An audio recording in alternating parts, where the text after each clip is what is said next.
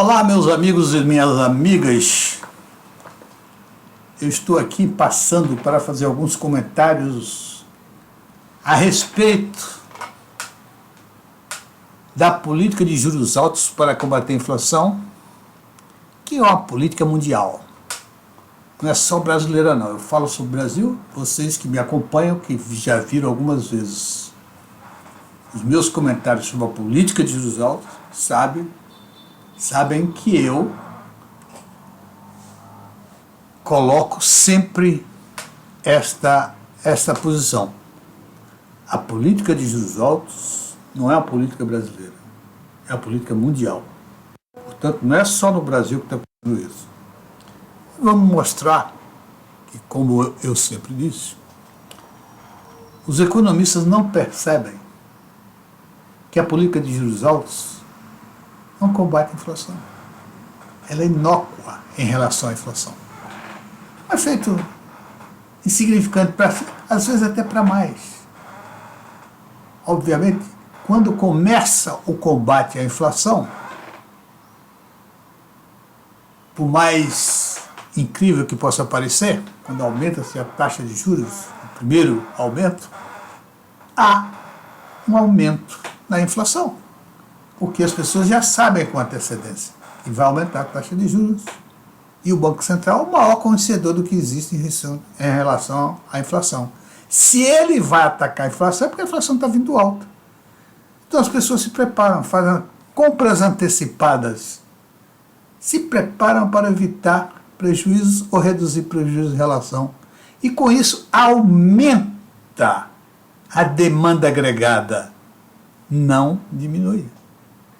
Isso, evidentemente, aumenta a inflação. E o aumento da demanda agregada, né, aumenta o déficit fiscal. Aumentando o déficit fiscal, o que existe? Aumento de inflação. Ok? Veja só, dá uma confusão. E outra coisa, é perfeitamente percebível que os economistas não entendem de efeitos inflacionários. Os economistas são responsáveis, que são os cientistas responsáveis pela economia, por entender efeito inflacionário, essa coisa, eles não entendem. Se nós olharmos a política de juros altos no mundo todo, é uma confusão. Eu vou mostrar aqui para vocês que os aumentos que estão ocorrendo essa semana, semana passada, por exemplo, Banco Central, o Banco Central da Europa está aumentando a taxa de juros. O Banco Central do Brasil diminui. O Fed parece que vai aumentar, mas por enquanto está dizendo que vai manter a taxa de juros. A Inglaterra, Noruega, Suécia, Japão e Austrália, tudo isso aí que eu citei agora, estão aumentando a taxa de juros e o Brasil começou a diminuir. Na próxima quarta-feira vai diminuir mais. Tá certo? Então, quanto tempo tem essa brincadeira de aumento da taxa de juros e a inflação continua alta? A economia americana continua a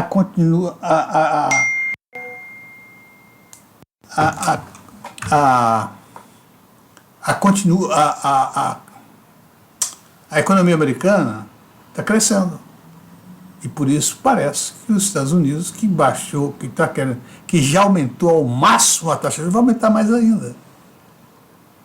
O BCE, o Banco Central Europeu, também está no máximo e continua tendo problema, não consegue baixar a inflação.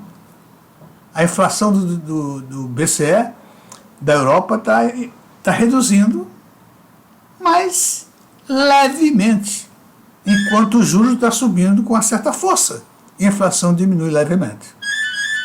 Tá certo? Então fica muito difícil você entender que deve continuar com essa política de juros altos para combater a inflação. Não vai conseguir. Não vai conseguir porque realmente não é esta política que combate a inflação. A política que combate a inflação é uma política fiscal. E principalmente com taxa de juros, quando o próprio economista não sabe os efeitos que acontecem quando ele aumenta a taxa de juros para combater a inflação. eles ficam perdidos. Tanto que o Brasil já tem 2 anos, a inflação subiu, foi a 10,6%, o juros foi a 13,75%, levou um ano, 13,75%, inflação na base de 5, 6%, com juros altos, em média, nesse ano, em torno de juros reais, em torno de 8%. Um absurdo, um custo extraordinário esse custo de combate à inflação com juros altos. O Banco Central deveria ser obrigado a produzir, elaborar um relatório mostrando o custo da política fiscal. E toda vez que tivesse reunião, ele apresentasse esse relatório para que as pessoas tivessem noção quanto custa isso. Porque não existe custo. Ninguém sabe quanto é que está custando. Pelo menos fora do Banco Central, ninguém sabe o que está custando. O povo, de uma maneira geral, não sabe. Porque não há informação sobre isso. Por que a informação de todas as outras coisas, informação de inflação até o ano de 2028, informação de crescimento econômico, por que não tem informação de quanto está custando a inflação? Porque eu acho que vai criar problema, que o custo é tão alto, que vai criar problema. Que o pessoal vai exigir que essa estratégia seja mudada. Não é possível que não seja mudada. Acontece, eu estou falando, não é só no Brasil, todo mundo acontece a mesma coisa. Bom, então nós vimos que até agora, no mundo todo, o negócio está confuso. Uns acham que vai cair, outros acham que vai aumentar mais ainda a taxa de juros. Ninguém sabe realmente o que é que vai acontecer. Tá certo?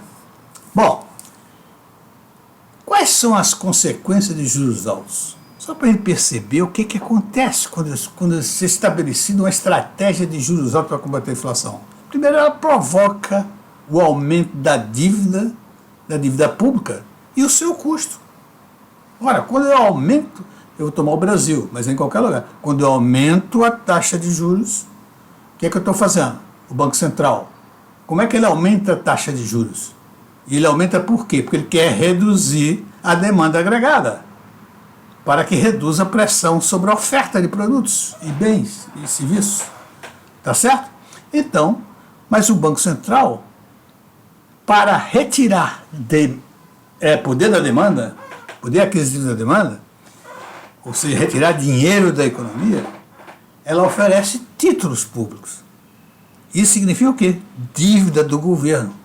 Então ela retira recursos da demanda, mas acresce a sua dívida. E além de acrescer a sua dívida, com o aumento dos juros, aumenta o custo dessa dívida. Então, a perspectiva,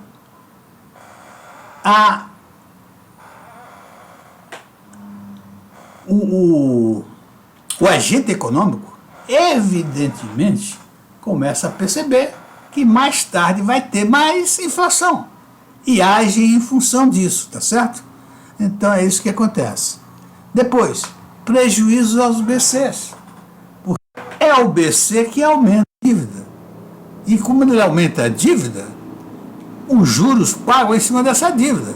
Então ele tem um aumento das suas despesas financeiras. E o aumento das suas despesas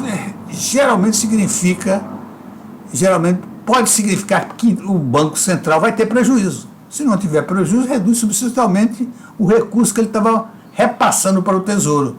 Por quê? Porque ele tem um baque nas receitas em função das despesas financeiras.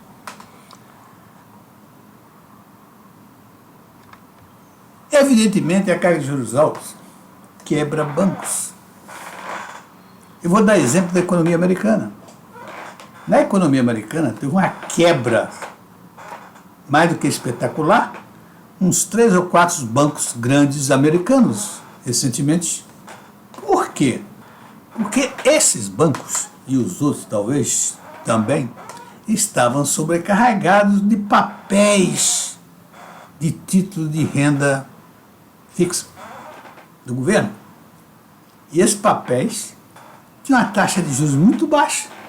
E na época não tinha inflação. A inflação era baixa. Tá certo? Então eles encheram as carteiras, eles aplicaram muito nesse título. Então o que acontece agora quando os juros começam a deslanchar? Ora, quando o juro começa a deslanchar, o valor dos títulos passa a ser menor nominalmente. E vai ser registrado contabilmente assim. E isso significa o quê? Se eu tenho um valor nominal de 100 e vou registrar por 80, quanto é que eu faço? Eu perco 20. É esse aí a causa da quebradeira dos bancos nos Estados Unidos. Ou seja, os juros altos estão afetando a situação financeira dos bancos americanos. Muito bem. E agora o seguinte, você percebe que uma confusão total, inclusive no banco, no Fed. O banco americano é o mais respeitado banco do mundo, é o banco dos bancos do mundo.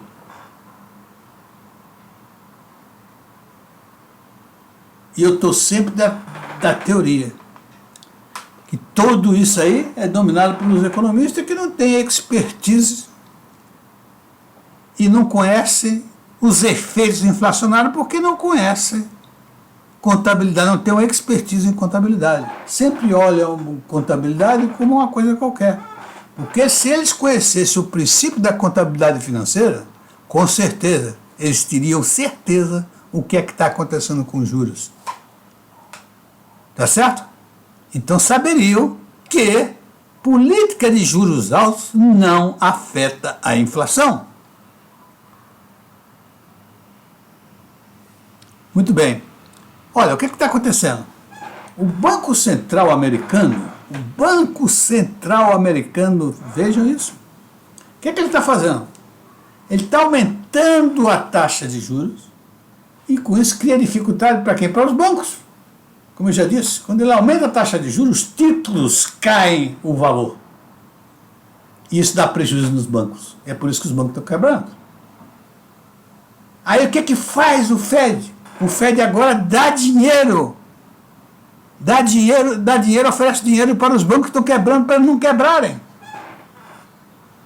Parece brincadeira de criança. De um lado, com a mão, ele aumenta a taxa de juros. Aumentando a taxa de juros, quebra os bancos. Para não quebrar os bancos, ele dá dinheiro. O que está vendo? De um lado, eles fazem a quebra dos bancos. E ao mesmo tempo vai dar dinheiro aos bancos para o banco não quebrar. Não dá para entender, meu amigo. Não dá para entender o que está acontecendo. Quer dizer, de um lado, ele traz dinheiro. Mas isso, ao trazer esse dinheiro, com o aumento da taxa de juros, quebra os bancos. Ele pega esse dinheiro e dá para os bancos. Não dá para entender. E isso é o Fed, imagina o resto. Muito bem. Outra coisa importante que nós precisamos saber disso é qual é o fim de uma política de juros altos para combater a inflação. Ninguém diz assim, olha, depois de amanhã ou daqui a um mês vai acabar a política de juros altos. Não é assim que acontece. Ela acontece quando a economia está quebrada, as empresas estão quebradas, com grandes dificuldades financeiras, está havendo desemprego em massa e a economia crescendo pouco ou entrando em recessão. É aí que acaba a política de juros altos. E ninguém consegue predeterminar quando isso vai acontecer. E quando isso acontece, o que acontece? Volta novamente uma política de facilitar o crédito, de diminuir a taxa de juros bastante, para ir lá para baixo. Para quê? Para a economia comece a crescer. Mas quando a economia começa a crescer, daí a pouco, não leva muito tempo, 3, 4 meses, a inflação começa a aparecer novamente. E aí começa tudo de novo. Aumento da taxa de juros para não deixar a inflação crescer. Ou seja, não existe a política da alta taxa de juros não permite um crescimento sustentável da economia. O crescimento da economia será cíclica e voos de galinha. cresce um ano, um ano e meio, novamente entra em crise, juros altos, porque a inflação cresce. Ora, os economistas precisam entrar profundamente nisso e tentar trazer algo que faça o crescimento mais sustentável, que melhore as condições da humanidade, porque não pode viver dessa maneira e assim. Tá certo? Isso atrapalha muito o desenvolvimento econômico.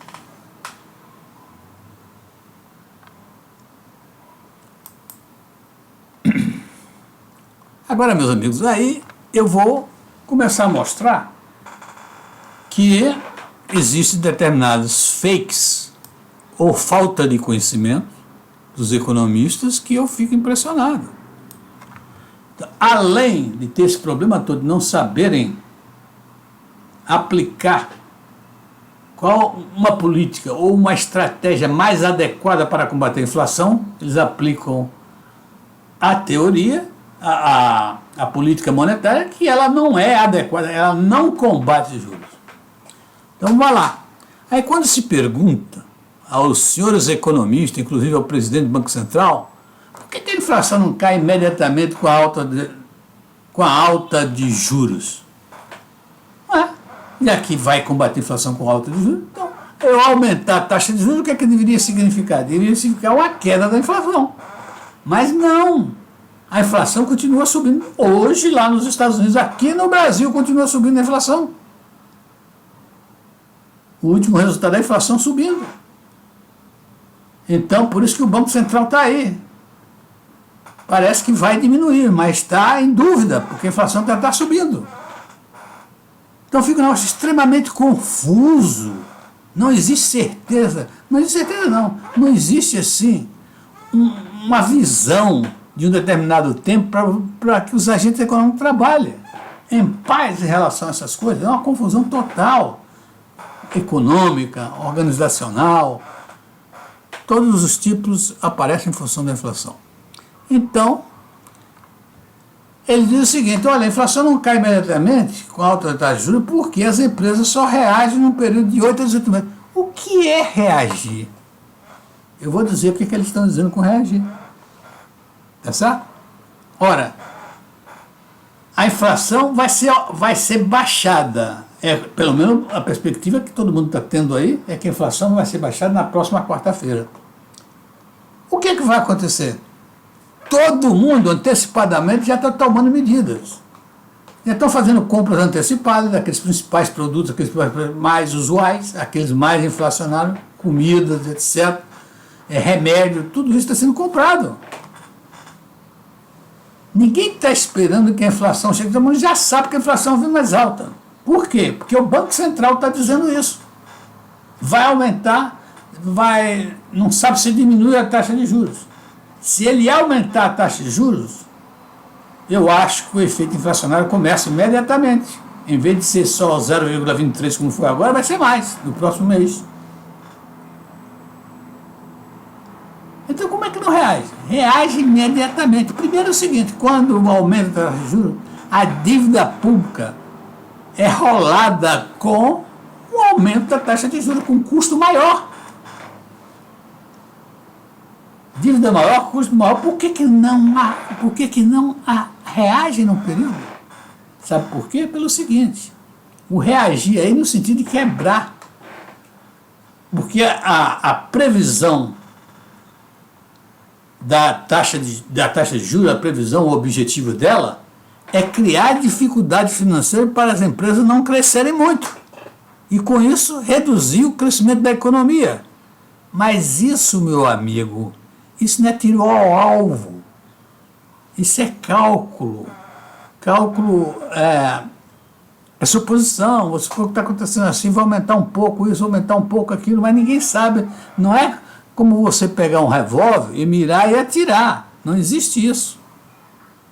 Você vai por aproximação, aumenta um pouco de dinheiro, diminui um tanto de juros, etc. É assim que vai fazendo a política, não tem que ser de outra maneira. Tá certo? Então é difícil saber isso. Então o que é que vai acontecer? Agora, quando as empresas começam a mostrar a quebradeira que já está ocorrendo no país, Talvez não o suficiente ainda para derrubar totalmente a inflação, mas a quebradeira já está existindo no país. Tá certo? É aí que eles dizem que a empresa começaram a reagir. Ah, meu senhor, pelo amor de Deus. Então, isso aqui é uma maior fake que existe. Isso é um fake ou falta de conhecimento do que é o efeito da inflação ou o efeito da taxa de juros sobre a inflação. Você pode escolher. Outro fake. Volta e meia, um ministro de economia, geralmente um economista PhD, ele diz o seguinte: os acionistas não pagam imposto de renda sobre dividendos. É o mesmo que diz quem? Os esquerdistas. Mas os esquerdistas você está certo, porque primeiro que eles são ignorantes mesmo. E segundo, porque isso aí faz com que eles se apresentem como defensores dos pobres e atacando os ricos. O que é uma estupidez, como eu vou mostrar. Os acionistas não pagam imposto de renda sobre dividendos. Devemos aliviar as empresas cobrando uma taxa líquida menor de imposto de renda sobre lucros e uma taxa maior de imposto de renda sobre dividendos dos acionistas. Isso, de vez em quando, o nosso ex-ministro da Economia, Paulo Guedes, que é um brilhante economista, não é isso que vai fazer ele menos economista, e só vai me dizer uma coisa, que Paulo, como todo PhD em economia, não é expert em contabilidade. Se fosse expert em contabilidade, não diria isso. E outra coisa, se Paulo fosse expert em contabilidade, ele seria um dos maiores economistas do mundo. Paulo é muito competente como economista, foi o melhor economista, melhor ministro da economia que o Brasil já teve. Foi o Paulo Guedes. Ele é um excelente professor, ele tem uma didática perfeita e nós vimos agora que ele partiu da teoria para a prática e fez um brilhante e comandou a economia brilhantemente nesse período aí. Ok? Mas olha só, eu vou mostrar que eu já mostrei em alguns vídeos e a coisa mais simples, não é tão difícil, não precisa ser um expert, mas saber a aritmética e ter noção como funciona o dividendo. Obviamente, dividendo é distribuído de onde? Do lucro líquido da empresa. Como é que eu vou distribuir dividendo de outra coisa que não seja o lucro líquido da empresa? Tá certo? É aquilo que restou para a empresa. É esse que é o lucro a ser distribuído para os acionistas. Muito bem, vamos lá. Então, aqui, eu imaginei um imposto de renda, uma alíquota do imposto de renda de 30%. Lá aí, lucro antes do imposto de renda. Toda demonstração de resultado termina assim. Lucro antes do imposto de renda, no caso aqui 100, a alíquota do imposto de renda 30 e o resultado aqui é o lucro líquido 70. Imagine que eu e mais 5 companheiros temos essa empresa. Quanto é que nós vamos distribuir entre a gente? 70. Ou 7 acionistas. Quanto é que a gente vai dividir aqui? Olha, 10 para cada um. Porque foi o que sobrou. Depois que nós medimos todo o resultado, tivemos um lucro de 100, mas o governo é sócio nele e tirou 30%. Então ficou 70%, nós ficamos com 70%. Então a empresa pode pagar, distribuir o dividendo total. Pegou ali e distribuiu 70%. 10 para cada um. Vem cá, esse dividendo, por acaso, não pagou dividendo? Não pagou o imposto de renda? Claro que pagou lá. Se não fosse isso, era 100 a ser distribuído. Mas como tirou o imposto de renda, ficou 70 a ser distribuído. Ou seja, o lucro após o imposto de renda. É esse que está sendo distribuído. Então, como eles dizem que os acionistas não pagam o dividendo, eu digo ao contrário. Eu nunca vi um acionista que recebesse um dividendo sem ser descontado o imposto de renda. Nunca vi em minha vida de profissional da área.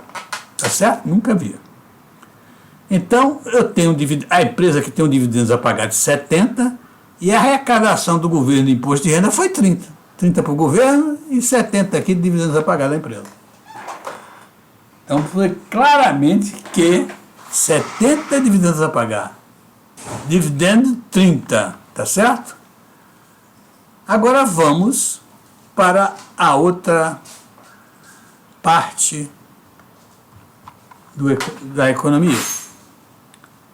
Se nós não trouxe outra. O problema é o seguinte, segundo Paulo Guedes, ele diz sempre assim, olha só, nós poderíamos aliviar um pouco a empresa que é que gera resultado e cobrar um pouco dos acionistas. Então vamos ver o que seria se mudasse aqui. Olha só, 100 é o lucro líquido antes do imposto de renda, tá certo? Ele diz, olha, vamos cobrar menos da empresa. Então vamos cobrar somente 10 da empresa. A empresa pagaria 10%.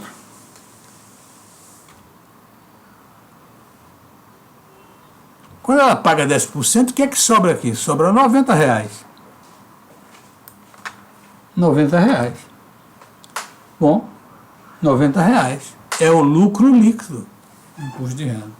E quanto eu iria distribuir dividendo a pagar aqui? 90.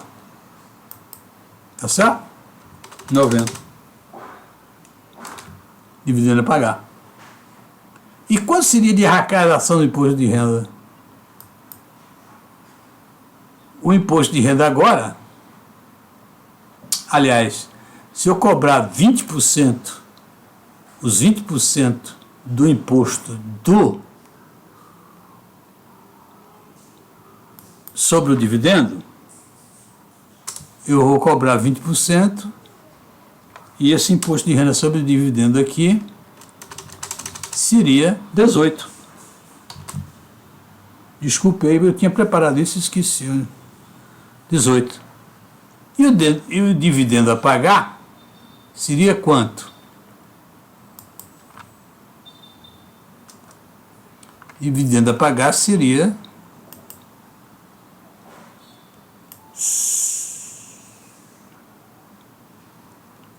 18.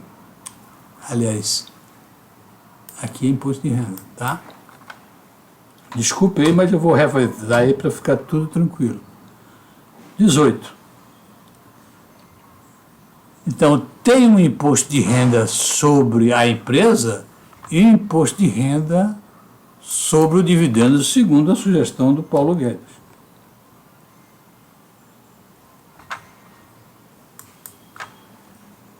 Quando eu tiro 18 daqui, sobra para a empresa quanto? De lucro líquido.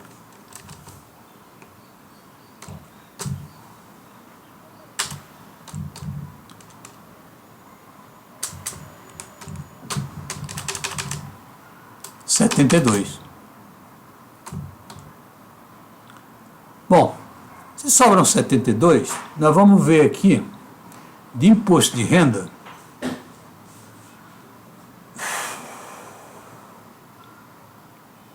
São 28.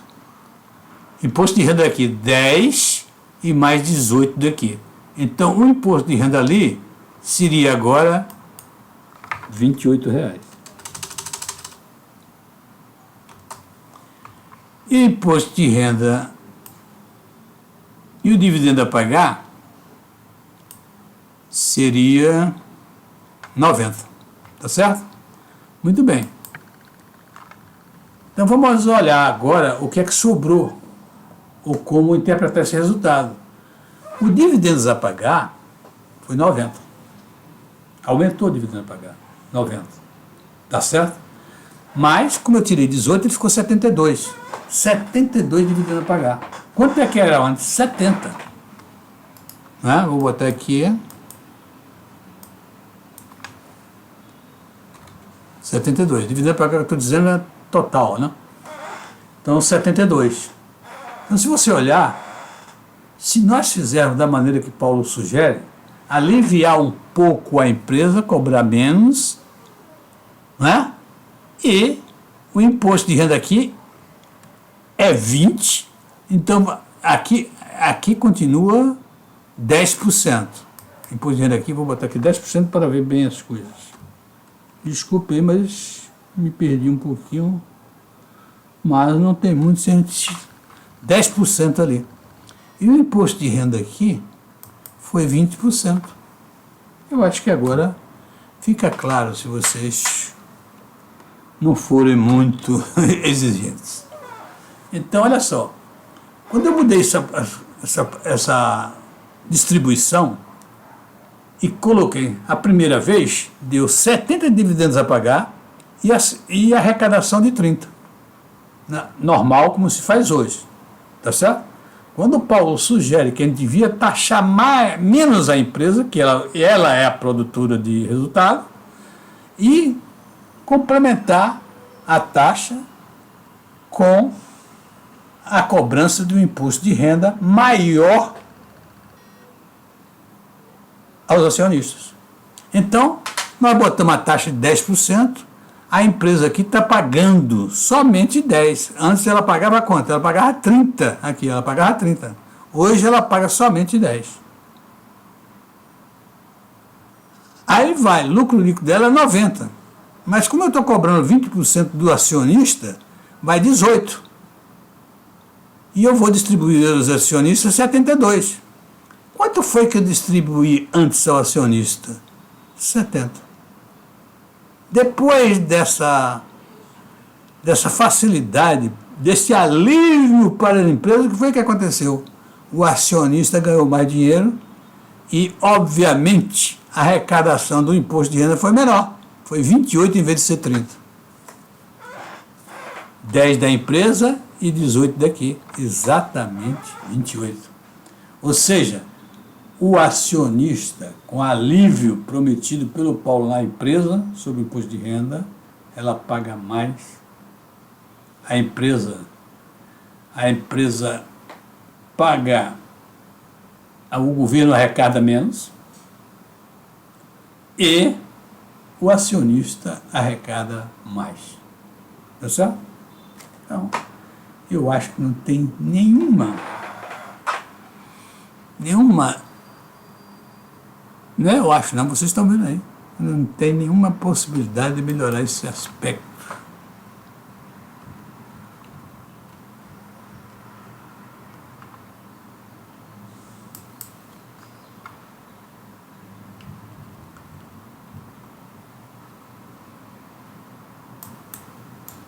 Só para ficar mais bonitinho para a gente fechar. Tá bom? Muito bem. Conclusão. Os economistas não conseguiram entender totalmente os efeitos inflacionários. Tanto é, né, esses dois fakes aqui provam isso. Como é que ao aumentar os juros as empresas só vão reagir no período de 6 a 18 meses? Não é verdade. Ela reage imediatamente. Reage inicialmente favorecendo a inflação, aumenta a inflação. Depois, a inflação vai diminuindo enquanto os juros altos vão se acumulando. Tanto é que o Brasil começou com não sei quanto foi, mas deve ter sido uns 3 ou 4%, e chegou a 13,75%. 13,75% em agosto do ano passado, levou um ano com 13,75%.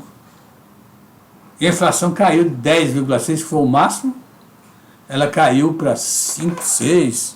E eu sei que deu um juro médio aproximadamente de 8%, um juro reais médio de 8% no período desse ano. Dá para compreender isso? Não dá. Não dá. Isso é falta de conhecimento por como o efeito acontece nas empresas, nos juros. O acionista não paga o imposto de renda, isso aqui também eu acho tão simples, mas não tem. Pode olhar todo economista, PhD em economia, que vai ser ministro da economia, que ele não diga duas coisas. Primeiro, que ele vai cobrar dividendos dos acionistas. Eu acho que é para conquistar a esquerda.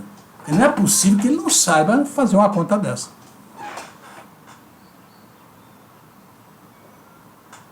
Depois Paulo chega e diz um pouquinho mais, não vamos fazer isso, vamos aliviar um pouco a empresa, né? Cobrar menos, cobrar 10% dela em vez de 30%, e cobrar os 20% restantes do acionista. Aí você vai ver que o acionista vai levar vantagem, vai levar mais dinheiro para casa, e o governo vai levar menos dinheiro de arrecadação. Então, olha, não é assim não, meus amigos. Então, está aí o que eu queria dizer. Tá certo? Então, eu quero dizer a vocês que é importante qualquer economista. Porque se vocês olharem, eu vou rapidamente dar uma palha sobre isso. O princípio da partida dobrada foi escrito em 1494. É que todo débito corresponde a um crédito de igual valor. 1494. E o princípio da partida dobrada, com isso, elevou o status da contabilidade para ciência contábeis. Você vê a importância do princípio da contabilidade, do princípio da partida dobrada. Elevou o status da contabilidade para ciências. Tá certo? Muito bem. Isso aí nós podemos ver que foi de uma grande importância.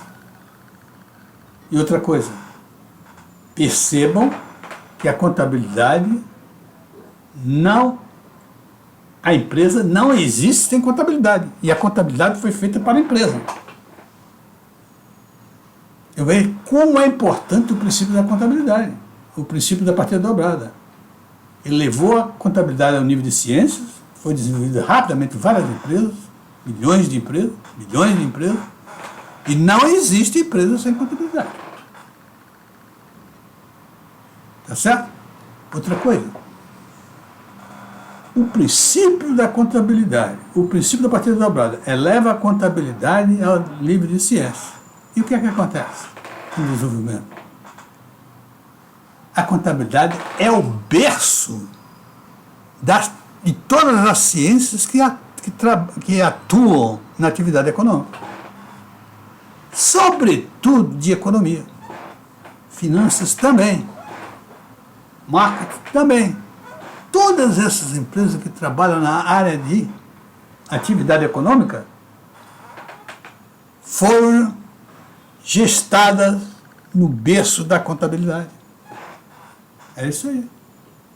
E outra coisa muito importante que é preciso compreender. A macroeconomia já foi chamada contabilidade no passado, contabilidade nacional ou contabilidade social, há uns 70, 80 anos atrás. A macroeconomia. A macroeconomia tem por objetivo o estudo de orçamento fiscal e moedas. O orçamento fiscal é uma cria da contabilidade. É uma demonstração contábil. Em vez de trabalhar com o passado, trabalha com o futuro. Moeda. A moeda, que até hoje é uma dificuldade tremenda de se entender moeda, é porque pouca gente percebe que o princípio da partida dobrada é a base da moeda. A unidade de conta, a moeda, é na base do princípio da partida dobrada. Então, quem é economista tem por obrigação se transformar num expert em contabilidade. Não precisa ser contador, não. Expert em contabilidade. Conhecer a filosofia, a lógica contábil com perfeição. Porque aí ele será um profissional completo. Caso contrário, serão profissionais saci pererê, como diz o Paulo. Meus amigos, é isso aí. Tá bom? Um abraço.